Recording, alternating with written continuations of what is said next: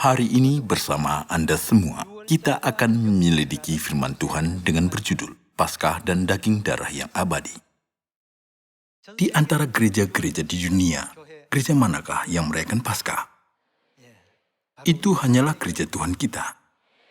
Fakta bahwa gereja Tuhan kita memelihara Paskah adalah bukti bahwa Tuhan menyertai kita, bukan? Sungguh bersyukur pada zaman ini Paskah dinyatakan lagi dan kita diperbolehkan untuk melakukan semua peraturan, ketetapan dan hukum Tuhan sepenuhnya. Melalui hal ini saja kita bisa mengerti bahwa siapakah yang telah datang pada akhir zaman ini. Kita bisa mengerti bahwa Tuhan telah datang pada zaman ini melalui satu kebenaran, yaitu Paskah. Saudara-saudari, pernahkah Anda memikirkan perihal ini? Apakah Anda sudah sarapan? Walaupun semua orang sudah sarapan, bagi seseorang, sarapan itu menjadi saat makan terakhir kali. Dan bagi seorang lainnya, itu menjadi suatu keyakinan pada hari esok. Biarkan saya sampaikan cerita ini. Seorang astronot, seorang prajurit yang akan berperang, dan seorang tahanan terpidana mati duduk di satu meja makan untuk sarapan. Bagi tiga orang itu disajikan masakan yang sama, dan mereka makan bersama. Tetapi bagi tahanan terpidana mati, sarapan itu masakan terakhir. Sebab hukuman mati akan dilaksanakan setelah sarapan itu, saat makanan ini untuk terakhir kali disediakan bagi dia. Seorang prajurit yang harus pergi ke medan perang juga tidak bisa tahu dia bisa sarapan atau tidak besok. Di dalam kehidupan prajurit itu, mungkin menjadi pagi terakhir baginya dan tidak dapat menyambut pagi esok lagi. Sama seperti cerita ini, kita cukup bisa berkata bahwa semua umat manusia hidup tanpa memiliki kepastian masa depan mereka. Seorang astronot yang berjalan di luar angkasa juga tidak tahu masa depannya.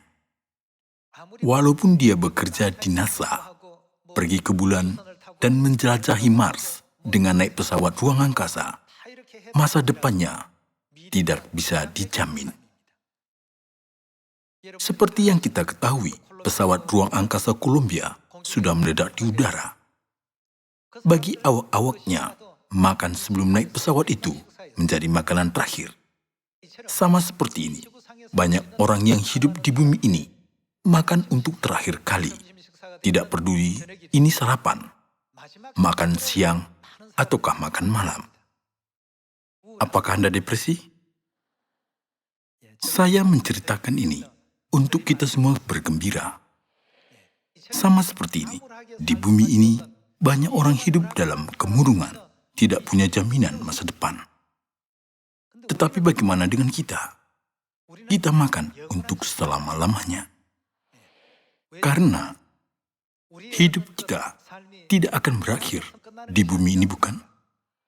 Tuhan mengatakan bahwa jika kita pergi ke surga kekal pada masa yang akan datang, Tuhan telah menyiapkan makanan rohani dan minuman rohani yang lebih baik dari kehidupan di bumi ini dan tidak dapat dibandingkan dengan makanan di bumi ini, bukan? Dan Tuhan berkata bahwa kita akan menerima kemuliaan untuk hidup selama-lamanya di dalam kerajaan surga, bukan? Kita harus menaruh harapan kita pada kerajaan surga. Kita tidak boleh kehilangan harapan akan dunia yang indah yang disediakan Bapa dan Ibu bagi kita. Bukankah kita tidak boleh kehilangan kerajaan surga? Jadi, apa yang telah diberikan Tuhan kepada kita? Dia sudah datang memberikan kita sebuah hadiah yang berharga, yaitu Paskah. Melalui Paskah Perjanjian Baru, Dia membuka jalan ke dunia yang lebih baik dan indah untuk kita. Saudara-saudari, janganlah membandingkan hidup kita dengan hal yang sangat kecil. Seandainya Anda tinggal di rumah besar, pastilah Anda susah untuk membersihkan rumah besar itu. bukankah begitu? Kita perlu mengendalikan diri dan bersukacita dengan berkat yang diberikan kepada kita. Tuhan telah berjanji untuk memberikan surga kepada kita. Apakah aku layak untuk memasuki kerajaan surga ataukah tidak? Kebahagiaan dan kesengsaraan tergantung pada jawaban itu. Bolehkah orang yang bisa masuk ke surga hidup dalam kemurungan seperti orang yang sedang menderita sengsara, depresi, dan ketidakberuntungan? Tidak boleh, bukan? Kita tidak boleh terjebak dalam pikiran kita yang kecil di atas bumi ini. Dari sudut pandangan rohani, bumi ini hanya sebuah kota perlindungan, yakni penjara rohani. Kita tidak boleh hanya hidup berharap di planet kecil bumi ini, tetapi seharusnya memandang dunia yang disediakan Tuhan di alam semesta, yaitu kerajaan surga. Untuk memandangnya, kita membutuhkan iman dan batin yang terbuka. Saya berharap semua keluarga Sion bisa mempunyai iman yang membantu kita memandang dunia yang abadi, yang akan kita terima, tidak hanya berharap hal-hal yang tak berarti di atas bumi ini. Mari kita lihat ajaran Tuhan di Yohanes pasal 6 ayat 53. Maka kata Yesus kepada mereka, "Aku berkata kepadamu, sesungguhnya, jikalau kamu tidak makan daging anak manusia dan minum darahnya, kamu tidak mempunyai apa hidup di dalam dirimu." Ayat 54 kita baca, "Barang siapa makan dagingku dan minum darahku." Dengan kata lain, barang siapa makan daging Yesus dan minum darahnya, apakah yang akan dia miliki? Ia mempunyai hidup yang kekal, dan aku akan membangkitkan dia pada akhir zaman. Sebab dagingku adalah benar-benar makanan, dan darahku adalah benar-benar minuman. Barang siapa makan dagingku dan minum darahku, ia tinggal di dalam aku dan aku di dalam dia. Sama seperti Bapa yang hidup mengutus aku dan aku hidup oleh Bapa, demikian juga barang siapa yang memakan aku, akan hidup oleh aku. Inilah roti yang telah turun dari surga, bukan roti seperti yang dimakan nenek moyangmu dan mereka telah mati. Barang siapa makan roti ini, ia akan hidup selama-lamanya. Orang di dunia ini hidup terbatas dan sementara. Tetapi kepada kita, Tuhan memberikan berkat supaya kita bisa hidup untuk selamanya. Berkat ini diberikan dan dijanjikan melalui kebenaran Paskah, bukan? Matius pasal 26 ayat 17 kita baca. Pada hari pertama dari hari raya roti tidak beragi, datanglah murid-murid Yesus kepadanya dan berkata, "Di mana engkau kehendaki kami mempersiapkan perjamuan Paskah bagimu?" Jawab Yesus, "Pergilah ke kota kepada Sianu dan katakan kepadanya, pesan guru, waktuku hampir tiba. Di dalam rumah mula aku mau merayakan Paskah bersama-sama dengan murid-muridku." Kenapa Yesus telah merayakan Paskah sebagai contoh?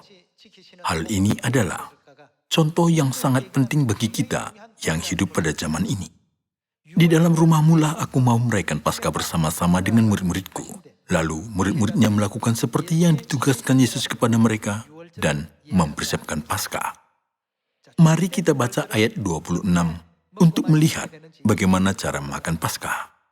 Dan ketika mereka sedang makan, Yesus mengambil roti, mengucap berkat, memecah-mecahkannya, lalu memberikannya kepada murid-muridnya dan berkata, "Ambillah, makanlah, inilah apa? Inilah tubuhku." Yesus memecah-mecahkan roti dan memberikannya. Mari kita ingat firman yang telah dikatakannya di dalam Yohanes pasal 6 ayat 53-54. Barang siapa makan daging anak manusia dan minum darahnya, ia akan mempunyai apa? Tetapi ketika kita melihat di sini, apakah yang dimaksudkan Yesus, dagingku, yaitu tubuhnya? Dia menunjuk ke roti Paskah dan memberitahukan umat manusia arti dari upacara tersebut, yang tersembunyi di dalamnya, dan mengapa Tuhan melakukan upacara tersebut. Dengan memberikan roti Paskah, Yesus berkata, "Inilah tubuhku." Dengan kata lain, dia memberikan kita daging Tuhan yang abadi. Di dalam Yohanes pasal 6 ayat 53 dia berkata, "Barang siapa makan dagingku dan minum darahku, ia mempunyai hidup yang kekal, dan dia menjelaskan arti perkataan itu pada perjamuan Paskah. Ayat 27. Sesudah itu ia mengambil cawan. Ada apa di dalam cawan ini? Yesus mengambil cawan yang berisi anggur Paskah yang kudus, mengucap syukur, lalu memberikannya kepada mereka dan berkata, "Minumlah kamu semua dari cawan ini." Ayat 28 kita baca, "Sebab inilah darahku, darah perjanjian, yang ditumpahkan bagi banyak orang untuk pengampunan dosa." Roti Paskah diberikan sebagai tubuh Yesus, yaitu dagingnya, dan anggur Paskah adalah darahnya yang mahal. Di sini, Yesus mengajar kita bahwa mengapa kita harus merayakan upacara Paskah. Cara untuk kita mengambil bagian dalam daging dan darah Kristus hanya diberikan melalui upacara Paskah. Demikianlah kehendak Tuhan yang diberikan kepada kita melalui ajaran-ajaran Alkitab. Tuhan memberikan semua ajaran ini bagi orang berdosa untuk diampuni dosanya.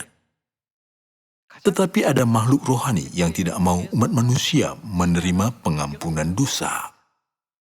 Setan, si iblis, tidak suka pekerjaan keselamatan dari Tuhan. Yesus telah mendirikan Paskah, kebenaran yang kudus di bumi ini. Tetapi pada abad keempat, Paskah dihapuskan di atas bumi ini. Lebih dari 300 tahun lamanya, sejak Yesus naik ke surga, Paskah telah diakui sebagai kebenaran yang sangat penting, yang tidak boleh terpisah dari kepercayaan gereja awal. Tetapi pada abad keempat, kebenaran terus diubah dan diputarbalikkan, dan gereja menerima tradisi agama lain. Walaupun Paskah adalah peraturan yang sangat penting, yang telah diberikan Yesus kepada kita di dalam Alkitab, pada akhirnya, Paskah dihapuskan di bumi ini. Pada tahun 325 Masehi, sebuah rapat agama diadakan di Nikea yang terletak di Turki.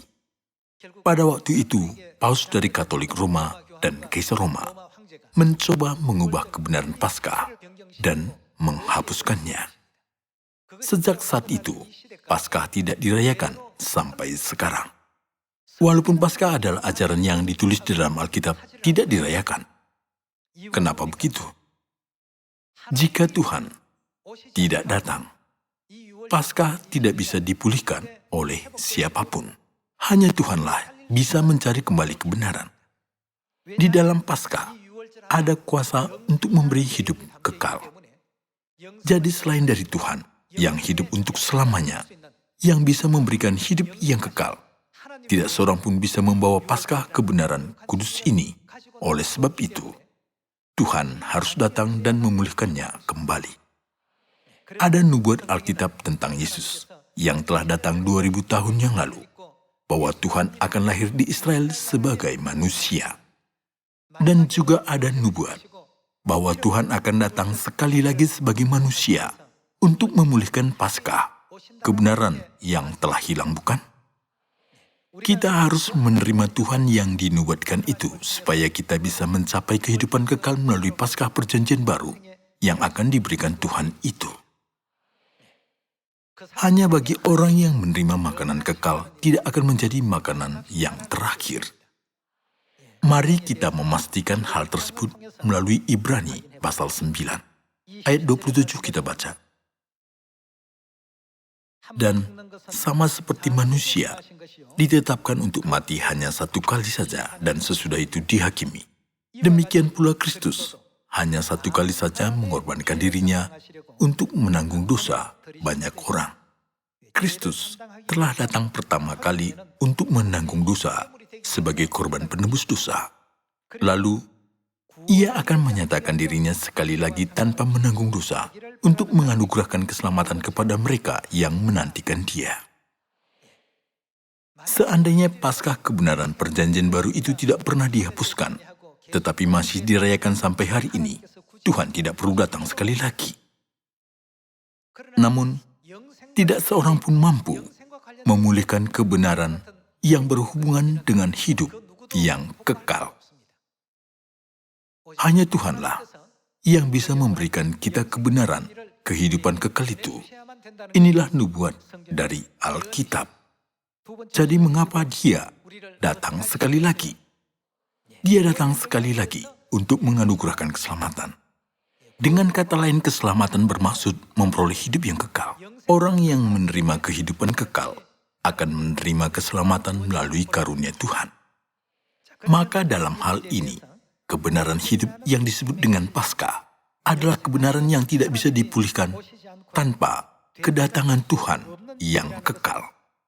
Mari kita lihat ajaran di dalam Yesaya pasal 25 ayat 6. Tuhan semesta alam akan menyediakan di Gunung Sion ini bagi segala bangsa-bangsa suatu perjamuan dengan masakan yang bergemuk, suatu perjamuan dengan anggur yang tua benar, masakan yang bergemuk dan bersumsum, anggur yang tua yang disaring endapannya.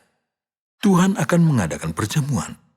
Dia akan mengadakan perjamuan dengan anggur yang tua benar. Ayat 7. Dan di atas gunung ini Tuhan akan mengoyakkan kain perkabungan yang diselubungkan kepada segala suku bangsa dan tudung yang ditudungkan kepada segala bangsa-bangsa. Ia akan meniadakan apa? Apakah artinya dia akan meniadakan maut untuk seterusnya? Itu berarti bahwa Tuhan akan mengadakan perjamuan dengan anggur yang tua benar untuk memberikan kita hidup yang kekal. Jika begitu, di dalam 66 kitab suci ini, perjamuan apakah yang mengandung janji untuk kehidupan yang kekal yang diberikan dengan anggur? Tidak ada janji yang seperti itu selain daripada hari raya Paskah. Yesus telah berjanji, barang siapa makan dagingku dan minum darahku, ia akan mempunyai hidup yang kekal dan aku akan membangkitkan dia pada akhir zaman. Pada perjamuan Paskah, Yesus Kristus telah mengajarkan tentang maknanya. Roti ini adalah tubuhku, cawan ini adalah darahku, darah perjanjian, yang ditumpahkan bagi banyak orang untuk pengampunan dosa. Dengan cara ini, Yesus mengatakan makna anggur dan roti Paskah pada hari Paskah, bukan? Ada tertulis ia akan meniadakan maut untuk seterusnya. Anggur Paskah perjanjian baru adalah satu-satunya anggur yang membuat kita hidup kekal. Ayat 8 kita baca lagi. Ia akan meniadakan maut untuk seterusnya, dan Tuhan Allah akan menghapuskan air mata daripada segala muka, dan aib umatnya akan dijauhkannya dari seluruh bumi, sebab Tuhan telah mengatakannya. Pada waktu itu orang akan berkata, siapakah dia yang memberikan hidup yang kekal dengan Paskah, perjanjian baru? Inilah Tuhan kita menurut nubuat. Oleh karena itu, walaupun banyak ahli Alkitab berulang kali membaca Alkitab, kebenaran Paskah tidak dirayakan sekalipun sejak tahun 325 Masehi. Dengan kata lain, Paskah tidak dipulihkan. Kenapa begitu? Siapakah yang harus membawa Paskah perjanjian baru itu? Siapakah memiliki peranan ini? Seandainya semua ini adalah sebuah skenario, meskipun banyak aktor yang pintar dalam melakukan akting dan diakui sebagai aktor hebat, tidak seorang pun dari mereka bisa bermain peran yang membawa Paskah. Itu dikarenakan menurut nubuat Alkitab, hanya siapakah yang harus muncul dan membawa Paskah perjanjian baru? Hanyalah Tuhan. Kita baca ayat 9. Pada waktu itu orang akan berkata, sesungguhnya inilah Allah kita yang kita nanti-nantikan. Supaya apa? Untuk memberikan kita keselamatan, dia akan datang berapa kali lagi. Ketika dia datang sekali lagi, apa yang harus dia bawa? Dengan membawa anggur yang tua benar, yaitu kebenaran, yang meniadakan maut untuk seterusnya, dia datang ke bumi ini. Kalau begitu, dapatkah ada ajaran tentang Paskah sebelum dia datang? Tidak mungkin. Ajaran itu tidak mungkin ada dan tidak mungkin muncul di bumi ini sebelum dia datang. Supaya kita diselamatkan, inilah siapa? Inilah Tuhan yang kita nanti-nantikan. Marilah kita bersorak-sorak dan bersukacita oleh karena keselamatan yang diadakannya. Pada akhirnya, Tuhan datang kedua kalinya untuk memulihkan kebenaran Paskah hidup kekal yang telah dihapuskan.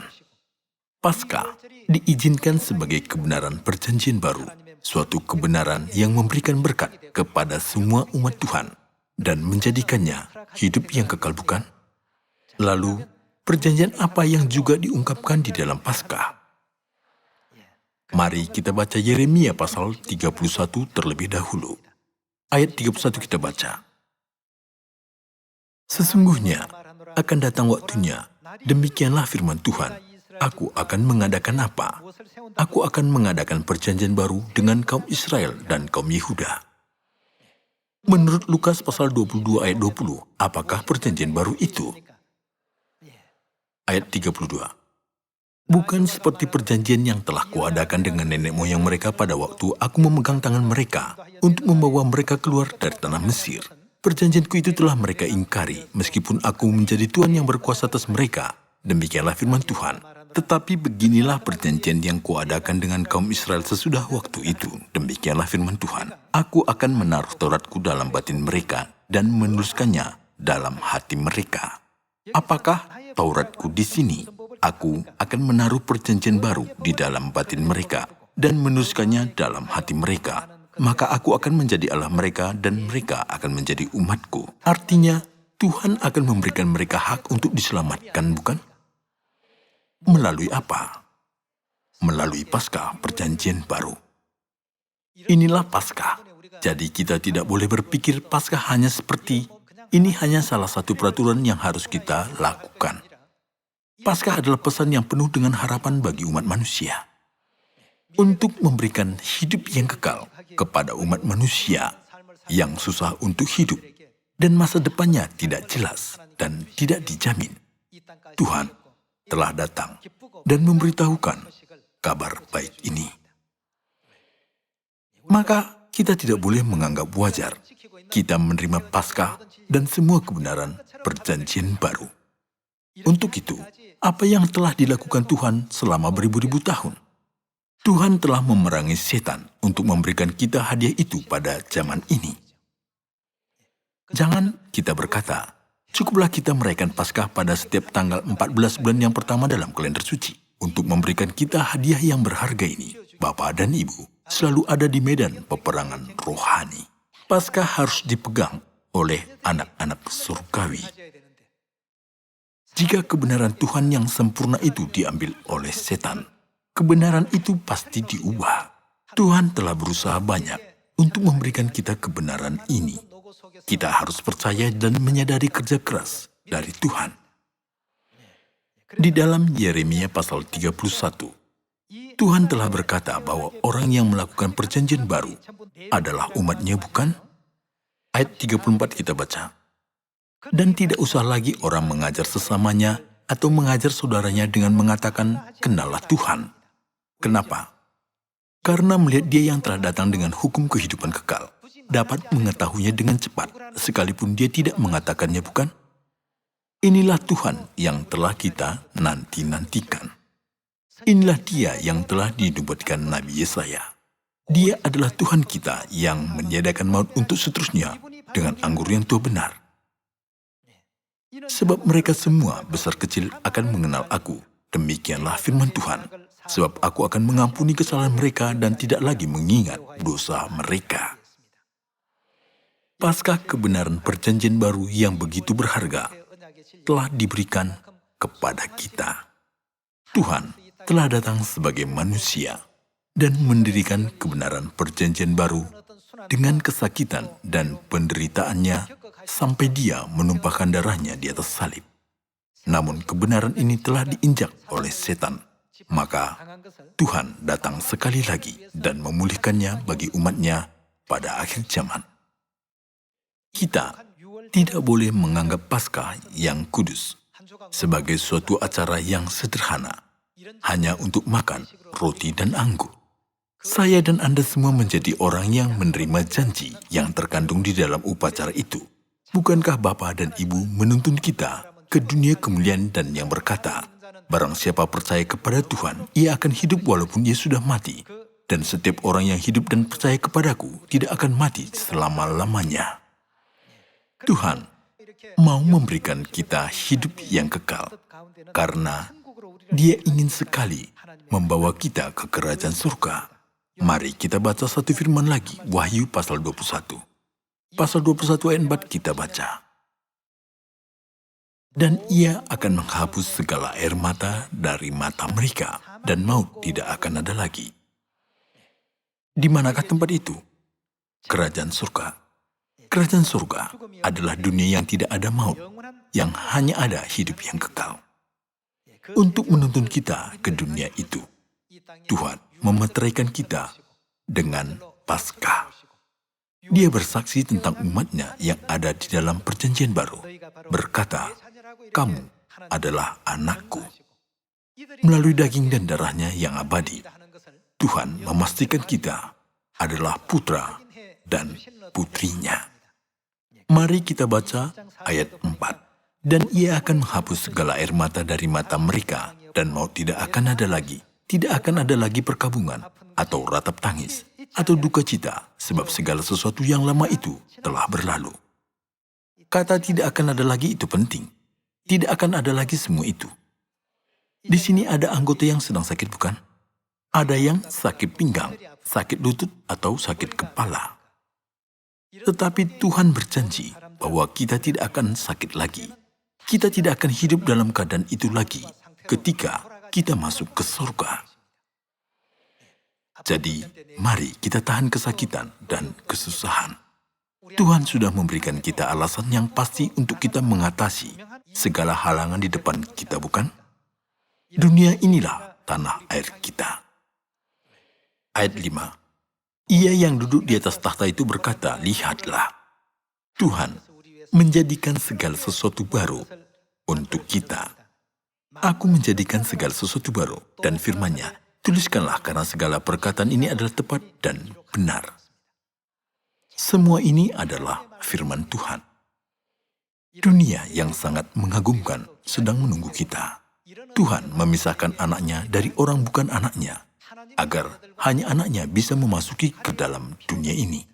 Oleh karena itu, Tuhan memeteraikan umatnya pada dahi mereka dengan namanya, bukan? Aku akan menuliskan nama Yerusalem baru dan namaku yang baru kepadanya. Dengan cap rohani, Tuhan memeteraikan kita dan berkata, "Kamulah umatku dan anakku." Dia akan memimpin kita. Aku akan menjadi putra Tuhan di dalam Tuhan. Aku akan menjadi putri Tuhan.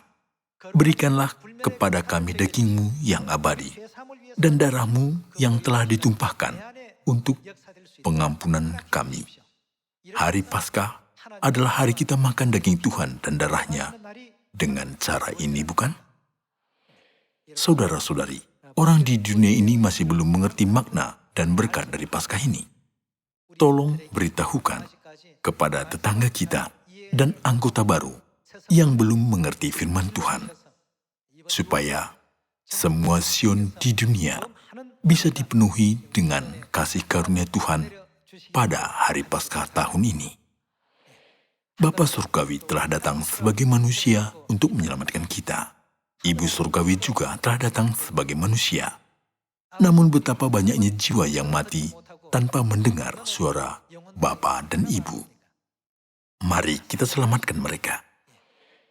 Untuk semua orang bisa makan untuk selamanya. Mari kita berbagi kasih Bapa dan Ibu dengan seluruh dunia pada hari Paskah sebagai anak Tuhan. Semoga Tuhan memberkati. Saya menutup khotbah ini. Terima kasih.